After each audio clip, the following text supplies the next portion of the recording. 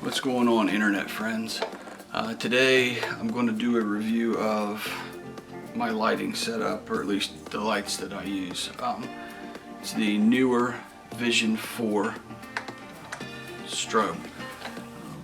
I really don't want to get into a whole lot of gear reviews on the channel because most of what I want to do is tutorials or how I do this and creative ideas, how you can do different things, just to try to teach younger photographers or photographers that are just getting into it how to do basic things, and then get a little bit creative with setups and scenes and different types of picture taking. So one of the key elements is lighting.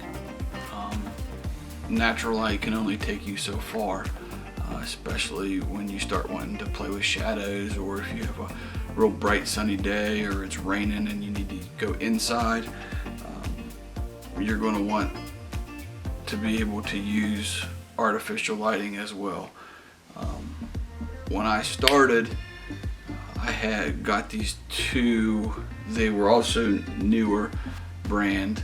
They were continuous LED lights, and they were square panels about yay big, cord powered, and you could stick batteries on them.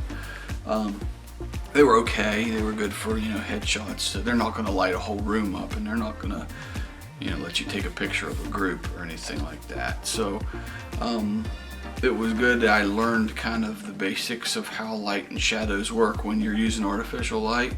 And then from then I gravitated to wanting to use strobes, because I do a lot of low light shooting. I do a lot of I like to do a lot where the sun sets in the background and the sun will backlight a person, but then that makes him, if you expose for a sunset, it exposes, it makes your subject really dark. So you put a flash in front of them and light them with a flash, and you can balance the two exposures to make a nice picture. So I've had these for over a year. They are a 300 watt power strobe, which is probably more than you're ever going to need. I've never used these at full power unless you're trying to override midday sun, which if I'm out in the bright daylight like that, I just use natural light. But these are what I use indoors in my studio and at night and sunset. A lot of times I like to use a sunset in the background, and if you expose to get your pretty sunset colors, then your subject's going to be dark, so you have to light them with a strobe, or if you have a bright enough continuous LED, you can do that, and that balances those exposures, and you can come out with a good image. I prefer strobes over LEDs just because of the power. They're a lot brighter than a continuous LED light. Now, they are making LED lights now that are very powerful, 300 and 400 watts, but they also are pretty expensive. So like I said, this was $250. I bought this from the Neewer website. You can also get them on Amazon. I bought this as a set of two, and it came with a strobe, two stands to put the strobes on, and two 3-foot rectangular soft boxes. And then also I ordered to accompany that a 3-foot octagon soft box, and that was probably about $550. I think it cost me then last year, and I've used these for a year, and I've fired several thousand shots through them, and I like them a lot. No one's paying me to talk about this. I just wanted to let you guys know what I thought about them, and if you're looking into getting a flash, I explained some things that confused me at first. When I was first learning about flash, I was scared of it because I didn't know. They talked about all these flashes and flash duration and modifiers and mount types and stuff, and So I finally, what I went with, I don't know a whole lot about other mounts, but this one is what they call a Bowens Mount. If you can see, there's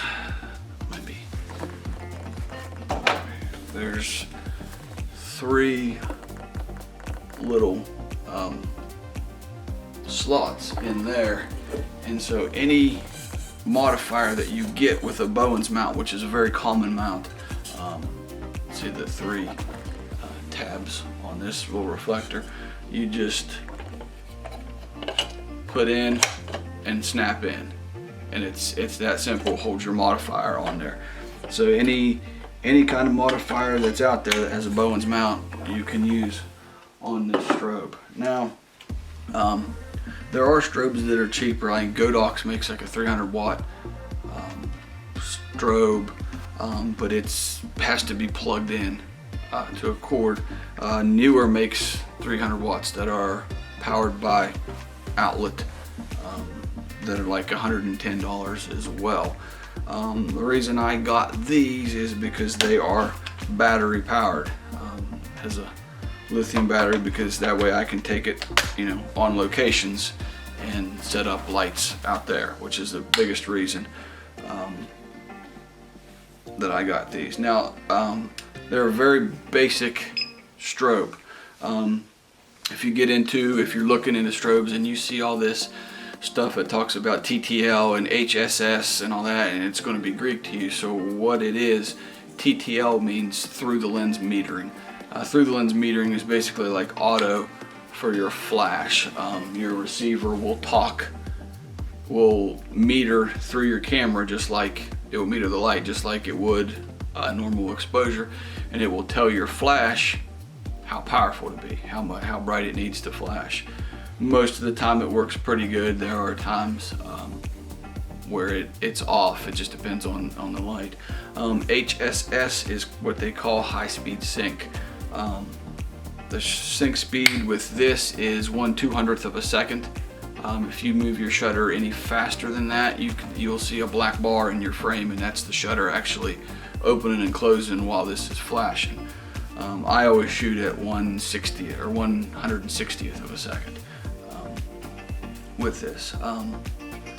So this does not have high-speed sync. This does not have through the lens metering. High-speed sync you would use on a bright sunny day if you need just a little bit of flash power. I don't see a use. Maybe later I'll buy a flash with high-speed sync, but right now, if it's that bright, I move to the good light and I just use natural light. Again, 300 watt power. They make strobes up to like 1200 watt power, but 300 is all you're going to need for normal portrait photography, unless you're competing with midday sun. And I've even shot this outside with the sun, and like I said, I've never had it at full power. You have very basic buttons. There's a modeling light, which is a little light in the center there. Helps you kind of see where your light's going when you're setting it up. This little button here that looks like an eyeball is a photosensory button or something like that. You turn it on, and then if it detects a flash from somewhere, it automatically goes off. That helps if you don't have a trigger, or your trigger goes down and you need to use another flash. It'll set up it'll sense a flash of light and it'll fire. With the trigger, you don't need it. This is the button that turns your beeps on and off. This is a menu button that goes through the menu. This tests the flash. This is your power button. It goes up from full power to 1/64th power, and it goes by half. So it goes from 1/64th to 1/32nd, 1/16th, 1/8th, 1/4th, 1/2 full power. The recycle time, is really quick. Say I usually use it on 1/8 or 1/4. You'll hear the beep after I'll hit this to trigger the flash. You'll hear the beep when it's ready to fire again.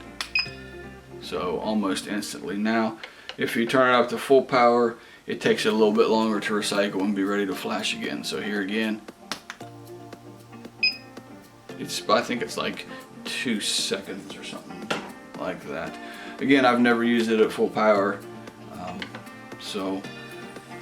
there's that. It has several different frequency channels that you can match your trigger to that. I've never touched it because usually what it is like it's a 2.4 gigahertz frequency transmitter. So if something else is on that frequency or in that channel, it can trigger this to go off. So that'd be the only reason you want to change channels on it. But it has like 8 different channels or something.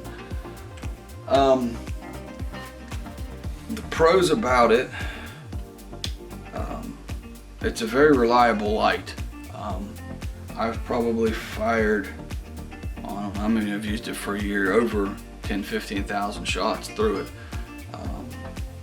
And I've only had like 2 or 3 misfires where it didn't fire, and that might have even been user error where I took a shot before the flash had recycled. So the strobe light itself is unprotected. There's no tube over it, so you have to be careful when putting on your modifiers and not to touch it with your fingers, because it will make the bulb, the oils in your hand will make the bulb crack. Modeling light's in the middle there. Has this little, comes with a little plastic protector.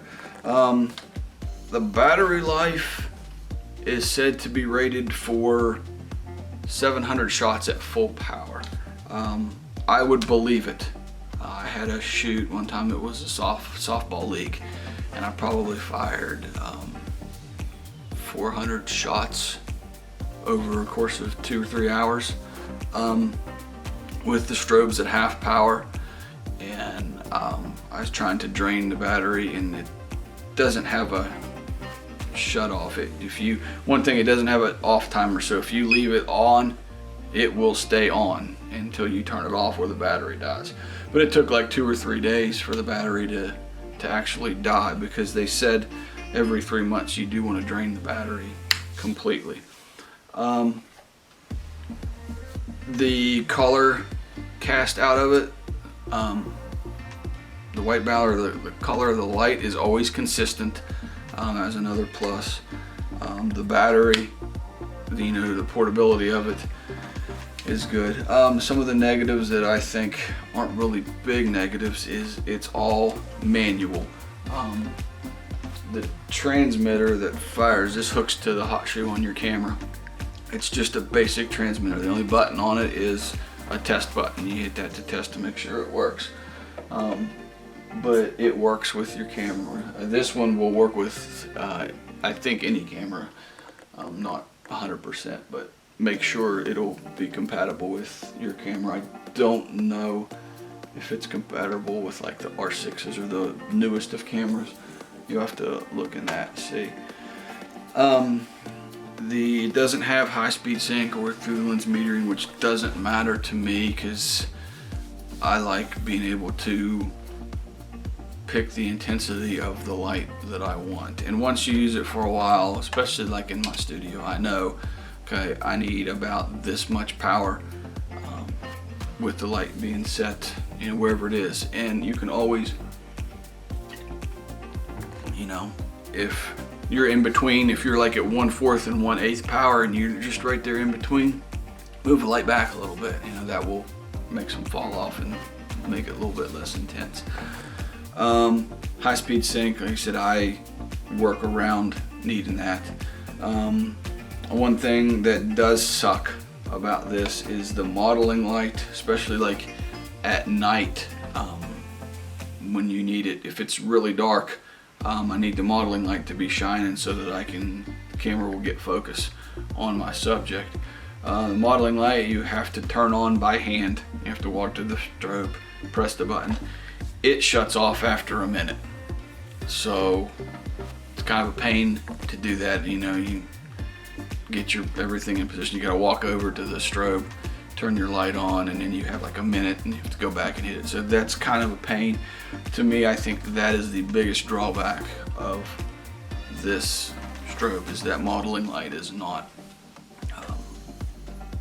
is manual, and you can't trigger it from your remote. What else? It's heavy. That is another thing. I think the weight of it is almost like 4 pounds. So you have to have you get this on a stand with a pretty big modifier, and you got a lot of weight leaning this way. I don't have experience with like other battery pack flashes, so I don't know if they're heavier. I can imagine this is probably a brick compared to some of the other ones, but you know, I've not had any issue with it. I live in West Virginia, everything's on a hill, so I've been able to manage. I think it only tipped over once, and that was wind blew it over. So it comes with sandbags. They're empty. You have to fill them with sand that you put over your stand legs to kind of counterweight it. Other than that, I don't know if there's anything else to talk about. There's a function on it that I've never played with where it can trigger like 3 consecutive flashes, or I think 3 or 5 consecutive flashes, where like you hit the trigger and it goes, you know, boom, boom, boom, and that would be used for like those artistic looking pictures where, you know, you have, you know, person in the same frame, they're like facing this way, and then they're facing this way, and then they're facing this way. That would be when you would use that. I've never had a need to, so I couldn't tell you how to do it. But, you know, yeah, it's a good flash. I like it. I like this light. Again, no one's paying me to talk about it. I'm just making a video to try to help. If someone's out there considering it, you know, there's the pros and cons of it. I'm gonna be straight honest. It's got things that suck, that irritate me about it. Would be nice to have. You know, it's one of those would be nice to have. And of course, if you have those features on another strobe, you're going to be paying for those features. That's why this is a relatively affordable option. So I deal with it. Like I said earlier, the biggest thing was having to manually turn on the modeling light and having it turn off every minute. That's the biggest drawback for me for it. But the battery lasts forever. I've been using these. I haven't charged these in probably 2 months, and they're still firing off. Still doing shoots with them, so they're due to be charged up. It'll start beeping when it tells me it's time to charge it. But battery lasts forever. You can take them pretty much wherever you can go to fire it. Oh, another thing, it's got a little pistol grip, so if you have an assistant, you know, you can have an assistant just hold it, point it wherever. I'm a one-man show, so I have to put it on a stand. But yeah, it was a good investment for me. I'm happy I did it. So that's this video. We'll see you in the next one.